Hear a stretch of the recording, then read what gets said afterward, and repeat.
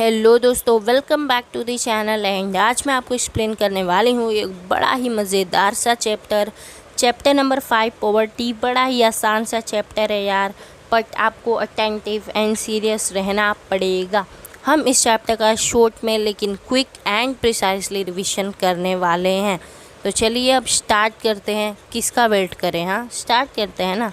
तो सबसे पहले यार आपको समझना है कि पुअर क्या होता है, पॉवर्टी क्या होता है।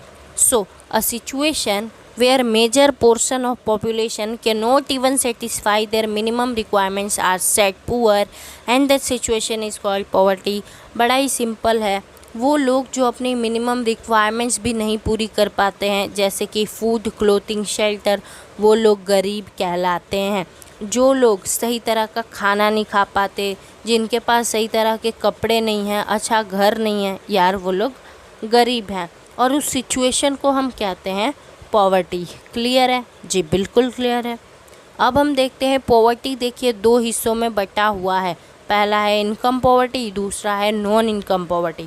अब ये इनकम पॉवर्टी क्या होता है? तो इनकम पॉवर्टी के अंदर हम ये देखते हैं कि कौन सा बंदा कितना कैलोरी ले रहा है, कितना वो कैलोरीज ले रहा है। मैं सही से लिख देती हूँ, हाँ अब ठीक है। हम देखते हैं कि कौन सा बंदा कितना कैलोरी ले रहा है। अगर वो उतना कैलोरी ले रहा है जितना उसके शरीर को चाहिए, तो भाई वो गरीब नहीं है। और अगर वो उतना कैलोरी नहीं ले रहा है जितना उसके शरीर को चाहिए, तो भाई वो गरीब है। मतलब इनकम पॉवर्टी के अंदर मिला जुला के कहा जाए तो खाने की बात चल रही है।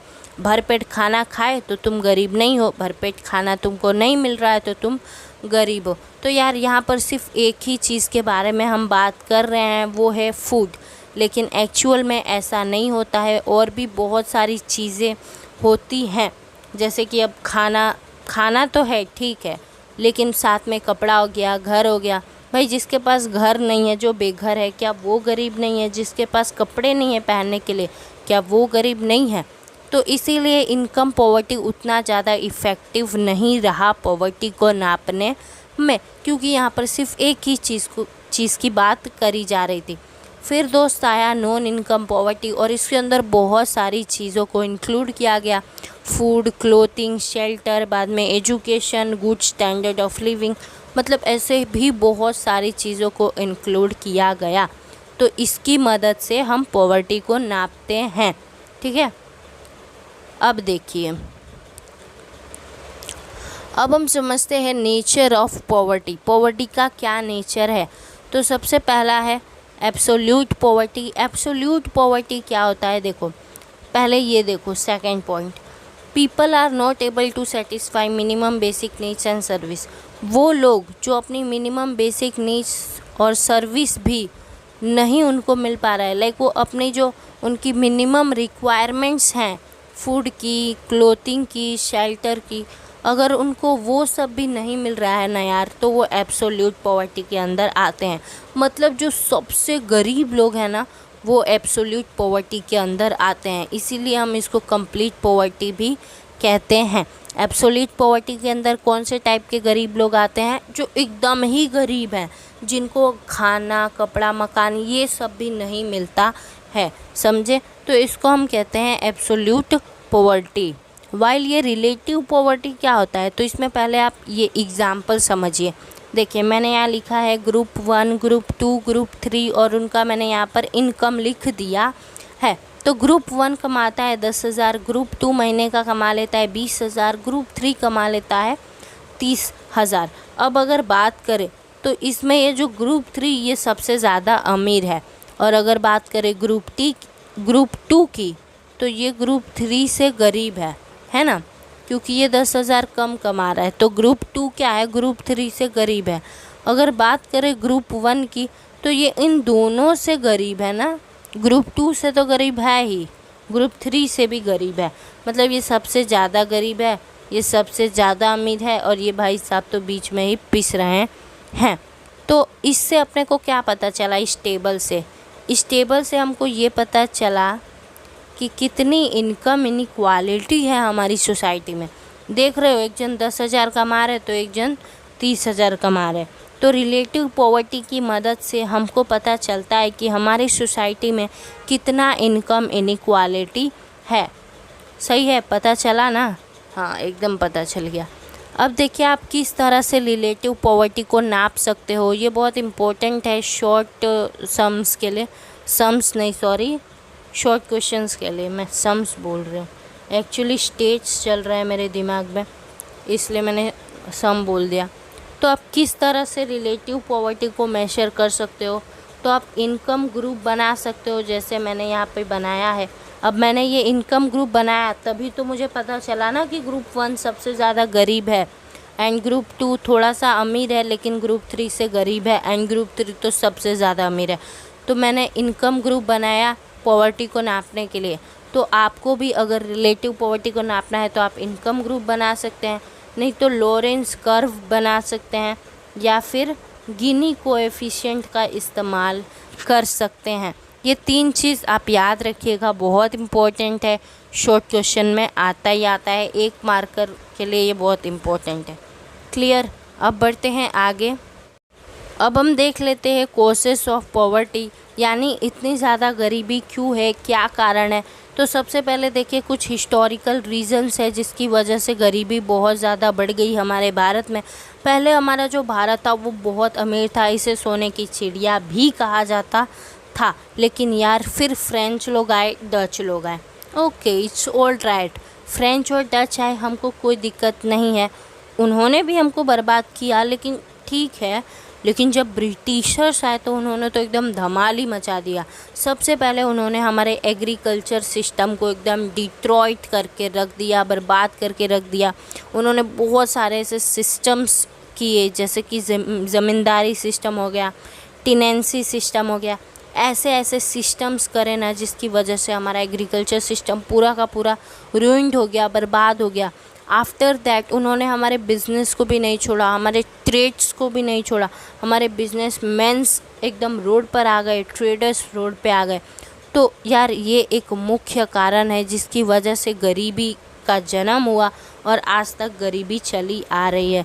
दूसरा है कि गांव में इतनी पॉवर्टी क्यों है, तो उसके 2 कारण हैं। देखिए पहला तो रूरल कॉजेज़, दूसरा है डेमोग्राफिक फैक्टर्स। अब हमारा जो इंडिया है वो शुरू से ही एक एग्रीकल्चरल कंट्री है, तो हम लोग क्या करते हैं, हम अपने खाने पीने के लिए किस पे डिपेंड है, एग्रीकल्चर पे डिपेंड है।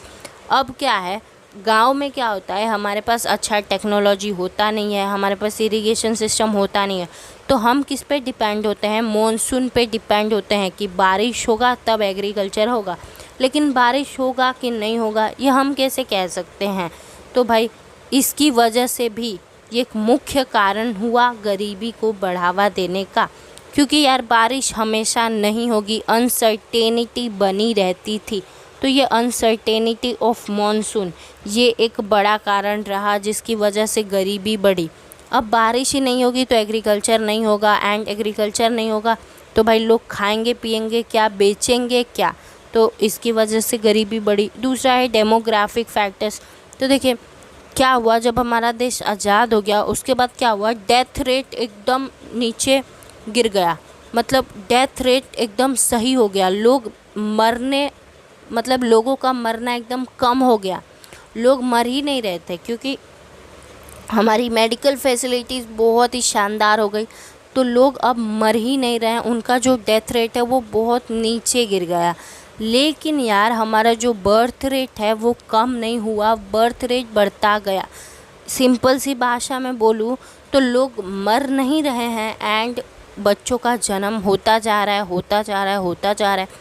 अब इससे क्या हुआ, बहुत ज़्यादा पॉपुलेशन हो गया, एंड पॉपुलेशन बहुत ज़्यादा हो गया तो आप समझ ही सकते हो गरीबी तो होगी ही होगी। बाद में थर्ड है इकोनॉमिक फैक्टर्स। अब देखिए पहला इसमें देखिए रो एग्रीकल्चरल प्रोडक्टिविटी पर लेबर। तो देखिए एग्रीकल्चर में है ना यार बहुत लो प्रोडक्टिविटी के साथ हमारे लेबर्स ने काम किया, एंड ये भी एक कारण है गरीबी का। दूसरा unequal distribution of land and property. इसको मैं आपको एक एग्जांपल से समझाती हूँ। देखिए जब हमारे भारत में ज़मींदारी सिस्टम चलता था ना, तब क्या होता था कि ब्रिटिशर्स हमारे ज़मीन को हथिया लेते थे। वो जो ज़मीन होती थी उससे वो अपना बना लेते थे और उस ज़मीन पर ज़बरदस्ती हमारे फार्मर्स से काम करवाते थे। तो हमारे फार्मर्स क्या सोचते थे कि यार कौन काम करेगा, हमारी ज़मीन तो ये है नहीं, हम क्यों इतना इंटरेस्ट लेके काम करें। तो वो बराबर तरीके से काम नहीं करते थे। तो अब वो लोग सही तरह से काम नहीं करते थे तो एग्रीकल्चर से प्रोडक्शन नहीं मिलता था और ये भी एक मुख्य कारण हुआ गरीबी को बढ़ावा देने का। तीसरा है minimal development of small and cottage industry. Cottage और स्मॉल इंडस्ट्री पे तो बिल्कुल ध्यान ही नहीं दिया गया, जबकि ये बहुत सारा एम्प्लॉयमेंट अपॉर्चुनिटी दे सकती है, लेकिन किसी ने इस पे ध्यान नहीं दिया और गरीबी बढ़ने लगा। फोर्थ है रैपिड इंक्रीजेस इन प्राइसेस। अचानक से है ना यार, सभी सामान के जो भाव है वो बहुत ज़्यादा बढ़ा दिए गए। आप अपने मम्मी पापा से पूछोगे ना तो वो कहते हैं कि हमारे टाइम पर मतलब दूध जो अभी लाइक कितने का आता है, 30 रुपीज़ का आता है। वो कोई अमूल गोल्ड है वो 30 का आता है। तो मेरे पापा कहते कि जब वो थे यहाँ पर तो वो 10 रुपीज़ का आता था और पता नहीं मतलब बहुत सस्ता आता था। तो अचानक फिर प्राइसेस बढ़ गए तो इसकी वजह से भी गरीबी बढ़ गई, क्योंकि यार गरीब लोग कैसे अफोर्ड करेंगे। देन है हाई रेट ऑफ अनएम्प्लॉयमेंट। हमारा ये जो देश है यार भारत, यहाँ पर इतने सारे तो पहले लोग हैं, ठीक है, और उन सारे लोग में भी इतने सारे लोग अनएम्प्लॉयड हैं जिनके पास कोई काम ही नहीं है, कोई काम धंधा ही नहीं है, उनको काम मिलता ही नहीं है इनफैक्ट। तो भाई उनको काम नहीं मिलता, वो कमाते नहीं हैं तो वो गरीब ही रहेंगे ना। तो ये सारे देखो मुख्य कारण है गरीबी के इतने सारे। अब आगे बढ़ते हैं, कुछ सोशल रीजंस भी हैं। देखो लो लेवल ऑफ एजुकेशन। हमारा ये जो इंडिया है यहाँ का एजुकेशन सिस्टम एकदम वर्स्ट है, सच में वर्स्ट है। यहाँ पर है ना सिर्फ बुकिश नॉलेज ही दिया जाता है, जबकि ऐसा नहीं होना चाहिए। स्किल्स पर भी फोकस करवाना चाहिए। और यार एजुकेशन सिस्टम आ भी रहे हैं ना, नए नए एजुकेशन सिस्टम लॉन्च भी करे जा रहे हैं, तो वो सब भी उतने ज़्यादा इफ़ेक्टिव नहीं है। एक बहुत बड़ा चेंज लाना होगा एजुकेशन सिस्टम में, तब जाके बच्चे पढ़ाई लिखाई कर कहीं जॉब नहीं ढूंढेंगे, खुद के पैर पर खड़े हो सकेंगे। तो उस टाइप का एजुकेशन लेवल चाहिए हमारे इंडिया में, बट उस टाइप का एजुकेशन लेवल अभी तो नहीं है। तो ये भी गरीबी का एक कारण है। सेकंड है gender inequality. Mails and females के बीच में यार कितना ज़्यादा भेदभाव होता है। देखिए एक फ़ीमेल भी क्या कर सकती है, नेशनल इनकम के अंदर अच्छा खासा कंट्रीब्यूशन दे सकती है। अगर हमारी कंट्री इंडिया की बात करें ना यार, तो नेशनल इनकम में फ़ीमेल्स का कंट्रीब्यूशन बहुत कम है, बहुत कम है। वो क्यों? क्योंकि बहुत सारी फ़ीमेल्स काम ही नहीं करती हैं, उन्हें बस हाउसवाइफ ही बनना है। इसमें देखो सिर्फ लोगों की गलती नहीं है, ठीक है, फीमेल्स की भी गलती है। उन्हें भी ऊपर उठना है, उन्हें भी लड़ना है अपने हक के लिए, ठीक है। एंड लोग भी सपोर्ट नहीं करते हैं फीमेल्स को, तो लोगों को भी सपोर्ट करना चाहिए और फीमेल्स को भी खुद आगे आना पड़ेगा, तब जाके यार हमारा ये जो कंट्री है इंडिया कहीं मतलब ऊपर पहुँचेगा। तो ये जो जेंडर इनइक्वालिटी करते हैं ना हमारे इंडियन सोसाइटी में, इसकी वजह से भी गरीबी बढ़ती है। Next other reasons. अब कुछ अदर रीजंस भी हैं जिसकी वजह से गरीबी बढ़ती है। सबसे पहला है इंक्रीज़ इन डिफेंस एक्सपेंडिचर। अब हमारे जो देश में, हमारा जो देश है इंडिया, आपने सुना होगा इसने पाकिस्तान से 2 लड़ाई कर ली है ना, और हमने और भी बहुत सारी छोटी मोटी लड़ाइयाँ तो करी है, साथ में हमने चाइना से भी लड़ाई किया था। तो देखो इन सब लड़ाइयों के बाद हमको पता चला कि सिक्योरिटी बहुत ज़्यादा ज़रूरी है हमारी कंट्री इंडिया के लिए। तो हमारे पीएम्स, हमारे जो क्या बोलते हैं प्रेसिडेंट्स एंड पीएम्स, ये क्या करते हैं कि बहुत ज़्यादा खर्चा करते हैं सिक्योरिटी के ऊपर। ये लोग फाइटर प्लेन्स लेते हैं, मिसाइल्स लेते हैं, टैंक्स लेते हैं, सबमरीन्स लेते हैं, ये सब पे खर्चा करते हैं। जबकि उतना खर्चा अगर यार इकोनॉमिक डेवलपमेंट पे किया जाए या फिर जो बेसिक गुड्स हैं उन पर इतना खर्चा किया जाए तो देश कहाँ से कहाँ ना चला जाए। तो ज़्यादा खर्चा डिफेंस पे करना ये भी गरीबी का एक कारण है। एंड सेकेंड है डिफेक्टिव पॉलिसीज़। हमारी गवर्नमेंट ने कुछ डिफेक्टिव पॉलिसीज़ ली जिसकी वजह से हम गरीब हैं। मतलब कि देखो क्या हुआ ना कि शुरू में बेसिक एंड हेवी इंडस्ट्रीज़ को बहुत ज़्यादा प्रायोरिटी दी गई। ठीक है, इंडस्ट्रीज़ को प्रायोरिटी देना ज़रूरी है, लेकिन सिर्फ इंडस्ट्रीज़ को प्रायोरिटी देना गलत बात है यार। आप सिर्फ उसका क्यों डेवलपमेंट करना है आपको? आप एग्रीकल्चर पे भी तो ध्यान दीजिए, एग्रीकल्चर पे ध्यान दीजिए, स्मॉल कॉटेज इंडस्ट्रीज़ पे ध्यान दीजिए। लेकिन इन सब पर ध्यान ही नहीं दिया गया। एंड किस पर ध्यान दिया गया? सिर्फ बड़े बड़े इंडस्ट्रीज़ पे फोकस करा गया। तो यार ये भी एक कारण है गरीबी का। ठीक है, आई होप आपको क्लियर हो गया होगा। अब लास्ट टॉपिक है मेजर्स टू रिड्यूस पॉवर्टी। कौन कौन से स्टेप्स लिए जा सकते हैं जिसकी मदद से हम इस गरीबी को ख़त्म कर सकते हैं? ख़त्म तो यार कर नहीं सकते, लेकिन कम ज़रूर कर सकते हैं। पहला है इंक्रीज़ एग्रीकल्चरल प्रोडक्टिविटी। हम एग्रीकल्चर की प्रोडक्टिविटी को बढ़ा सकते हैं। वो कैसे? तो हम क्या कर सकते हैं, फार्मर्स को ट्रेनिंग दे सकते हैं, उन्हें टेक्नोलॉजी के बारे में बता सकते हैं, और वो लोग जो भी उगाए उसका सही दाम हम उनको दिलवा सकते हैं। तो इससे क्या होगा, वो लोग भी इंटरेस्टेड रहेंगे खेती करने में, मज़े से खेती करेंगे, हमको अच्छा खासा एग्रीकल्चर का प्रोडक्शन मिलेगा और गरीबी कम होगी। क्लियर है? दूसरा है development of small and cottage industry. जब हम स्मॉल और कॉटेज इंडस्ट्री का डेवलपमेंट करने लगेंगे तो ये लोग बहुत सारे लोगों को एम्प्लॉयमेंट देंगे तो अपने आप गरीबी ख़त्म हो जाएगी। तीसरा है डेवलपमेंट ऑफ अनऑर्गेनाइज्ड सेक्टर। अब अनऑर्गेनाइज्ड सेक्टर क्या होता है? इसके अंदर कौन कौन सी चीज़ें आती हैं? तो देखो, जो लोग सब्ज़ी बेचते हैं वो इसके अंदर आते हैं, जो मेसन्स होते हैं, जो कंस्ट्रक्शन साइट पर काम करते हैं, वो लोग भी अनऑर्गेनाइज्ड सेक्टर के अंदर ही आते हैं। तो गवर्नमेंट इन लोगों के लिए भी कुछ कर सकती है। लाइफ इंश्योरेंस की इनको फैसिलिटी दे सकती है, हेल्थ का कोई फैसिलिटी दे सकती है। तो इससे क्या होगा, इन लोगों का भी डेवलपमेंट होगा एंड गरीबी जो है वो कम होगी। चौथा है use of appropriate tax policy.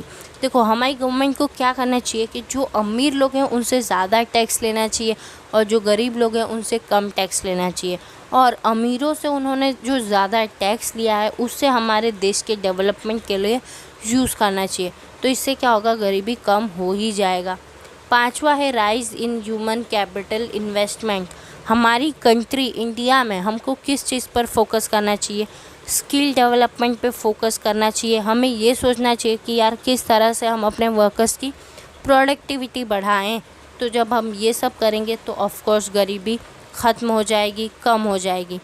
And last है goods and service eight reasonable rate. हमको जो सामान है वो रीज़नेबल रेट पर देने की ज़रूरत है। आपने देखा ही होगा आजकल पब्लिक डिस्ट्रीब्यूशन सिस्टम बहुत ज़्यादा इफ़ेक्टिव हो गया है।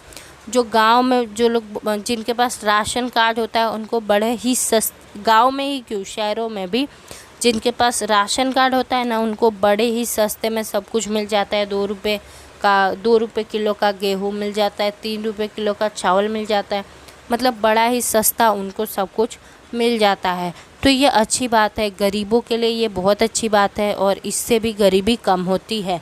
सो आई होप आपको सब कुछ क्लियर होगा। यहाँ पर हमारा चैप्टर होता है ख़त्म। मैं मिलूँगी आपसे एक अगली धमाकेदार वीडियो में। तब तक के लिए बाय बाय, टाटा, आओ जो and take care please, bye bye.